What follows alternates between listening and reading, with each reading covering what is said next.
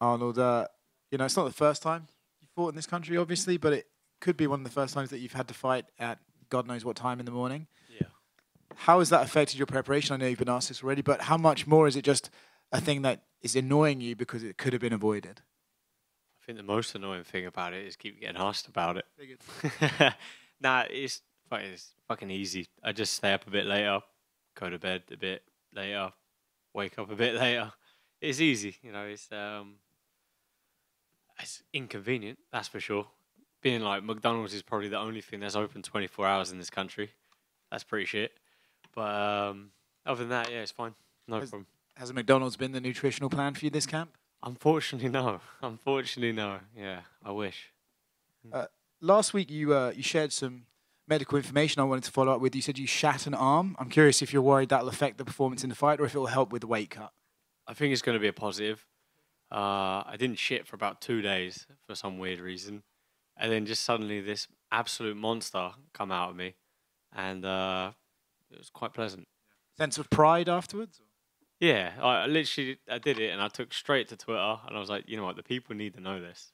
Everyone needs to know what's just happened. But I'm not going to put a photo out there or anything like that, That's good of you. Thank you for sparing us that. Curious your thoughts on the fight itself. Where are you going to find success? Where's he going to find success? How does the fight go?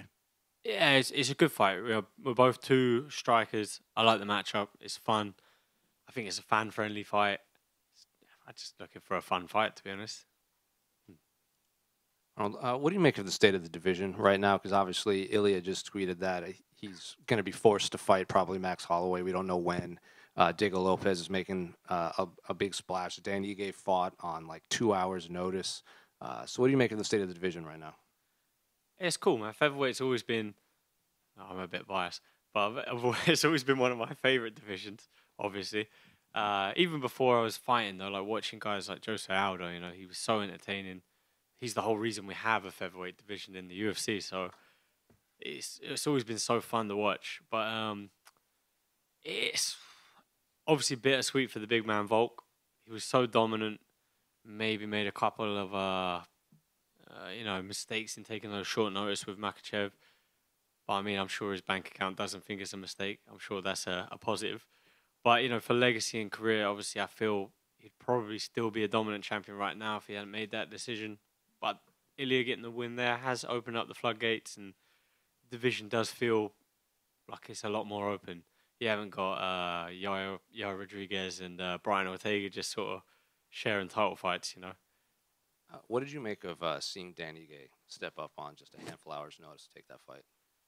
Yeah, pretty cool. But I did. Someone suggested there was a bit more, maybe they knew a bit more, he had a couple of weeks or something. He did know. That's what someone said, but I don't know. But still, regardless, he couldn't have been dead sure, right? Because Ortega was in. Yeah, very cool. Very cool. Fair play to him. I don't know if you saw, but on November 1st, they're going to introduce some of the new rule changes. Oh, yeah. Fuck. With the 12-6 elbows and redefining the grounded opponent. So what do you make of these new changes? It would have been nice about 6 months ago if they'd done that. But, yeah, whatever. It's good. It's good, I guess. And then I think I know your answer to this, but can I get your thoughts on the main and co-main of UFC 304? Yeah, Leon's the man. He's grown so much as a champion. I think he's got better and better. I think you're going to see him be a dominant champ for a while. Tom, the heavyweight division is crazy, but he looks so good. Every time he's out, he looks like he shocks again, So I feel like those guys are gonna defend their belts. Arnold, how motivated are you to make a massive statement in this one, much like you did in the Dan Hooker fight, because you're coming off 2 losses? I know how you felt Wanker, someone had to say it, didn't they? I know how you felt about the last one. Yeah. Do you actually feel differently heading into this one? No, in my, I don't feel differently. It's another fight. You don't have a bad day. You don't come here and ask a silly question and then you're never going to ask a silly question again, right? You're gonna go back and ask some questions. So you don't go to work and I'm like, oh fuck, I had a shit day today. I ain't ever going back there. You don't think about it. You brush it off. We come back. I'm coming in with a winner's mentality, and it doesn't change nothing. The pressure is on, but it's fuck, it's always on. Someone's trying to cave your head in. I know you're only focused on Saturday night, but the featherweight division is absolutely stacked. It's probably the most stacked division in the UFC. And in Manchester, we have Lerone Murphy, who's climbing up the ranks. I think the UK fight fans would absolutely love to see a fight between yourselves at some point. Would that be on the radar? I'm fighting Giga Chikadze, man. Come on. You see, this is what I said. Later down the line. 2 stupid questions. See, I said you're not going to ask one and then come back with another. You did it. You did it. That's a fair enough thing to ask. You're meant to do it next week, man. I'll ask you that on Saturday night after you win. Redeemed it. Nice one. Arnold, over here. First question now. What do you make of the Giga kick? Yeah, it's good. Looks good. Looking back 6 months ago, what do you take away from the Movsar Evloev fight that you're taking into this fight? Obviously, a different stylistic matchup. I would have beat him if they changed them fucking rules earlier. And the judges. Well, assholes. Not if they're the same guys judging this fight. You're good guys. Final note on Movsar. He is fighting Aljamain Sterling next. Would you like the winner of that fight? No. Arnold, on a light note here, how are the Tractor Boys going to get on back in the Premier League? Ooh, yeah, here we go. Yeah, I'm top half. They're going to finish top half. Top half of the top half, not the bottom half. Yeah. Do what they did back in, when was it, 2000, when they went up and then got, was it Europa League they got? Yeah. Yeah. I think it was 2000, right? It was the 2, yeah. That's what I'm going with. I'm actually going to put a bet on that.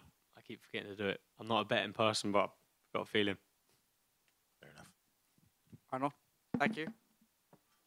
You have a great team around you, but how has Jason, your nutritionist, helped impact your career? You know what? He might be a bad omen. Fucking every time I work with him, I've lost. So, no, Jay's the man. Energy, training, and all that. I've been so much better.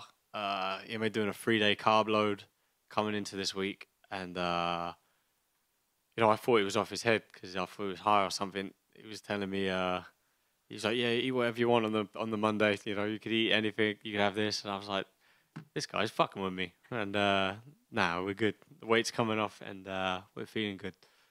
He's the bollocks. He's the first guy to pour ice cold water on my feet while I'm in a sauna, and it feels amazing.